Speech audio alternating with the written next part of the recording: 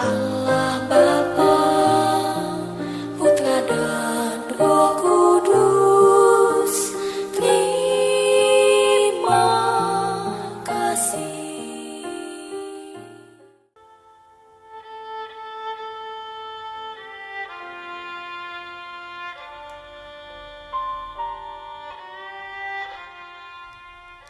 Shalom, selamat pagi.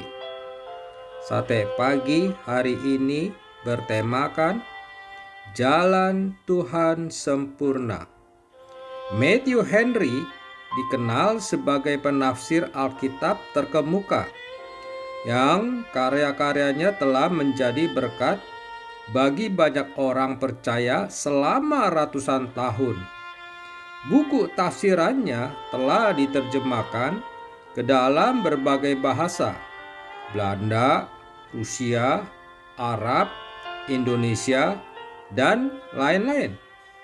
Buku tafsirannya tersebut disukai oleh banyak kalangan, termasuk para pengkhotbah Kristen terkenal seperti Shot Whitefield dan Charles H. Spurgeon. Spurgeon sendiri berpandangan bahwa setiap hamba Tuhan harus membaca seluruh tafsiran ini dengan saksama, paling sedikit 1 kali. Namun, jalan hidup Henry tidaklah mudah. Dilahirkan di Broadout, Inggris tahun 1662 dari ayah seorang pendeta dan ibu seorang keturunan bangsawan. Sejak kecil Henry sudah tampak memiliki banyak bakat dan sangat cerdas. Pada waktu kecil, ayahnya sudah mengajarkannya bahasa Ibrani, Yunani, dan Latin. Sehingga walaupun masih sangat muda, ia sudah dapat membaca Alkitab dalam bahasa aslinya, Ibrani dan Yunani. Pada tahun 1687, setelah belajar hukum dan teologi, ia diteguhkan sebagai pendeta di gereja Chester. Saat berusia 25 tahun, ia menikah dengan Catherine Hardware. Namun pernikahan itu hanya berlangsung selama 1,5 tahun. Catherine yang sedang hamil terkena penyakit cacar. Segera setelah melahirkan bayi perempuan, ia meninggal pada usia 25 tahun.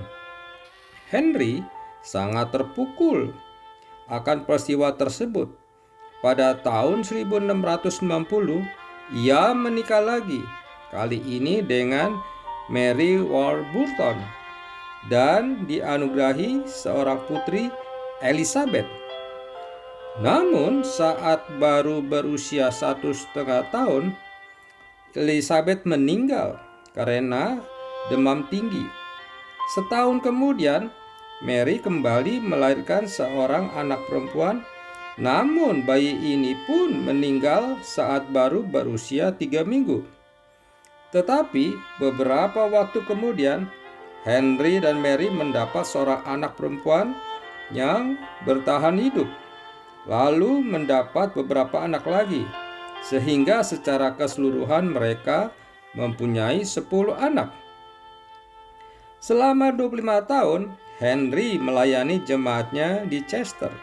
Kemudian ia melayani di London selama 2 tahun, sampai meninggalnya. Henry menganggap pelayanannya kepada Tuhan sebagai sebuah sukacita, kendati ia banyak mengalami duka cita dan penderitaan. Walaupun ia kehilangan istri dan 2 anaknya, namun ia tetap setia melayani Tuhan, sehingga hidupnya dan karya-karyanya menjadi berkat bagi banyak orang. Pada malam menjelang kematiannya, Henry menulis pesan terakhirnya. Kehidupan orang yang mengabdikan diri bagi pelayanan Tuhan merupakan hidup yang paling menyenangkan dan penuh penghiburan. Henry menghembuskan napas terakhirnya pada 22 Juni 1714. Dalam mengikuti dan melayani Tuhan, suka duka kita alami silih berganti. Namun semuanya itu akan Tuhan gantikan menjadi sukacita bagi kita. Jalan-jalan Tuhan sungguh sempurna bagi kita anak-anaknya. Dan ketika kelak kita meninggalkan dunia ini, kita akan mendapat upah kekal darinya. Untuk itu tetaplah setia melayani Tuhan. Amin. Mari kita berdoa. Bapa Surgawi, suatu anugerah bila kami bisa melayani Tuhan, karena tidak semua orang diberi kesempatan untuk melayani-Mu. Ajarilah kami untuk rendah hati dan setia kepada kebenaran yang Tuhan berikan. Amin.